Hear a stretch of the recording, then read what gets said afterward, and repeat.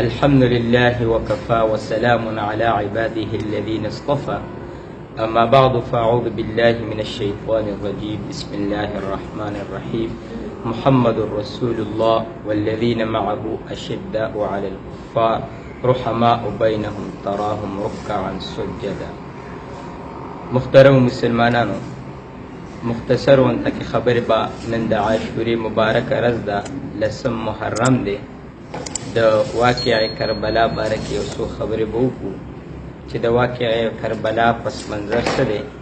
هسې خوا واقعه ډېره اوږده ده، ډېره تفصیلي خبرې دي پکې، خو موږ به مختصر الفاظ را واخلو د ستاسو د ذهن سازۍ دپاره. لومبی دا چې واقع کربلا دا تعلق ساتي د حضرت حسین رضی الله تعالی عنه سره، کم چې د فاطمه الزهرا رضی الله عنها بچیو او د حضرت علی رضی الله عنه بچیو، د هغې سره د تعلق دی، د اهل بیت سره د تعلق دی.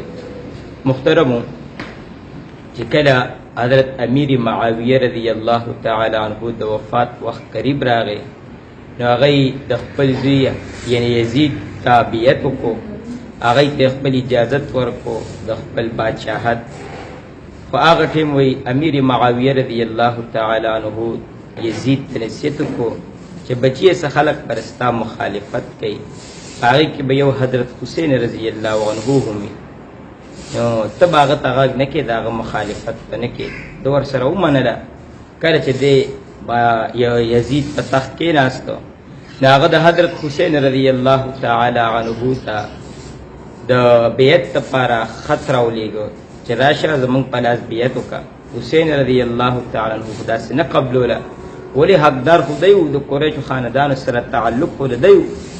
دغه شان کوپیانو هم د فراډ او د دوکې په شکل کې دی ته خطونه راولېږل چې راشه مونږ در سره بیعت کوو، مونږ د یزید نه تنګ یو، د یزید ګورنمنټ مونږ نه منظورو. د حضرت حسین رضی الله عنه د بعضې صحابو سره مشوره وکړه او روان شو. چې روان شو کربلا میدان ته ورسېدل، دغه ځای کې د کربلا د حدود کې یو ګورنر په دغې علاقه ابن زیاد، عبدالله ابن زیاد خپل نوم چې ډېر وان، هغه دی محاصره وکړه، دی یې ګیر کړل. هغه سره چې کوم جرنیل دی یې ګیر کړل. جرنیل ورته وي چې دی نه دلته کې بیعت واله هلته یې مه پرېږده، هلته که دی ځي یزید خوا ته نو مسله به زیاتېږي.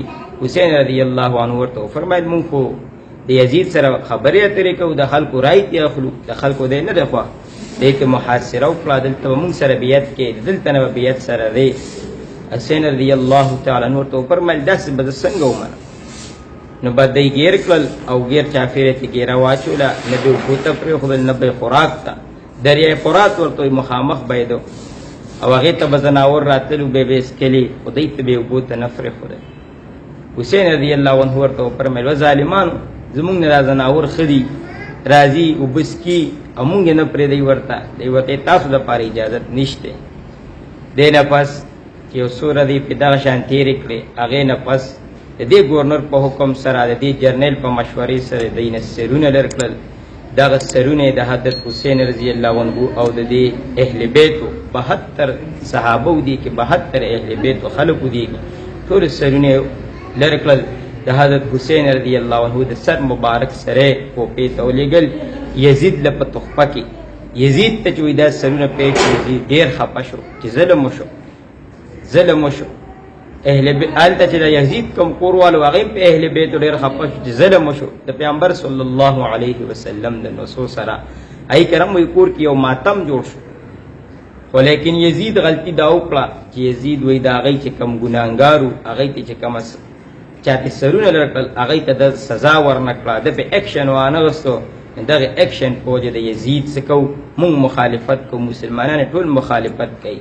خو دا یاد ساتل پکار د محترمو چې زمونږ د اهل سنت والجماعت دا موقف دی چې یزید پسې کنځل نه دي پکار، بلکې هغه تابعین نه دی. ځکه تابعي مطلب په معنی دا ده، تابعي دي ته وایي چې اتباع کوي د صحابو ملګری، د صحابو د اصول مطابق زندگی تیری. دی او حجاج بن یوسف دی خو صحابه قتل کړي دي، صحابو خو نوزي کړې ده.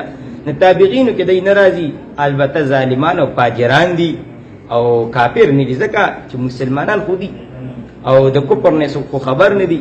نو بدې ردې ورپسې ډېر نه دي ویل پکار. دا مختصرون ته کې د دې پس منظرو دې نه پس یزید هغه سرونه ډېر په عزت سره خښ کړل، خو لیکن غلطي دا وکړه چې د هغوی کوم دشمنانو د هغوی کوم خلکو په دې ظلم کو په اهل بیتو هغوی ته د هېڅ قسمه سزا ورنه کړه. دې نه پس اهل بیت دې رخصت کړل. د حضرت زین العابدین رضی الله عنه په قیادت کې د اهل بیت دا سلسله بیا د هغه نه شروع شوه. محترمو دا مختصر ونته کې واقعه د کربلا شوه. الله رب العزت دې دا خبرې زموږ د ټول په عمل کې راولي. د اهل بیت دا شهادت دې الله رب العزت زموږ د ټولو د نجات ذریعه وګرځوي. الله رب العزت دې موږ هم د دین اسلام د خدمت لپاره د قربانۍ ورکولو لپاره هر ټیم تیار ساتي. واخر الدعوانا ان الحمد لله رب العالمين.